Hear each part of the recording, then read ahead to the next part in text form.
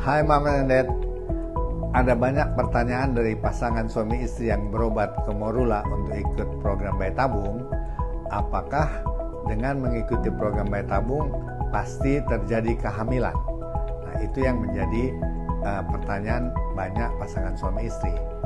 Nah, ini sebelumnya saya ingin memberi gambaran terlebih dahulu ya. Pada pasangan suami istri yang normal, masih muda, berhubungan teratur, tidak ada masalah kesuburan, itu peluang hamil tiap bulan atau siklus fertilitas namanya, itu sekitar 20%. Dengan peluang tiap bulan yang 20% itu, sebagian besar 85% itu akan hamil dalam 12 bulan perkawinan. Jadi memerlukan waktu cukup panjang. Dan sebagian kecil lagi, sekitar 5% akan hamil dalam tahun kedua dari perkawinannya. Kalau tidak hamil dalam 2 tahun itu baru disebut ada masalah kesuburan atau kurang subur istilahnya. Jadi memerlukan waktu yang panjang untuk bisa terjadi kehamilan.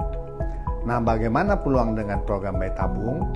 Ini mungkin bisa dijelaskan bahwa keberhasilan dalam bayi tabung itu sangat tergantung pada usia istri tentunya, dan juga berapa banyak sel telur dari istri yang bisa kita manfaatkan dalam satu siklus program bayi tabung.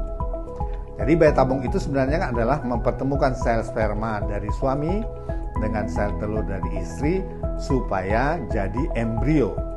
Nah, kemudian embrio ini yang bagus itu akan dikembalikan atau ditransfer ke dalam rahim supaya terjadi kehamilan.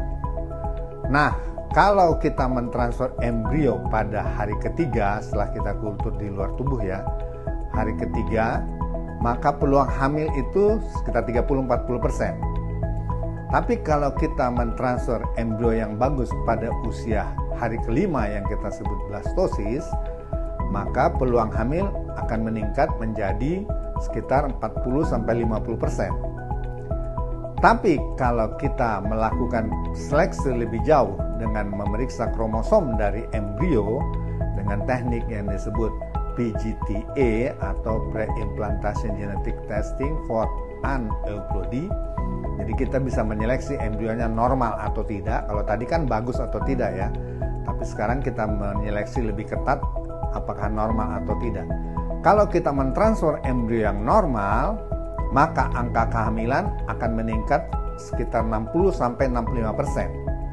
Jadi kalau kita lihat, makin kita melakukan seleksi dari embrio yang akan ditransfer ke rahim, dengan sendirinya peluang hamil akan meningkat.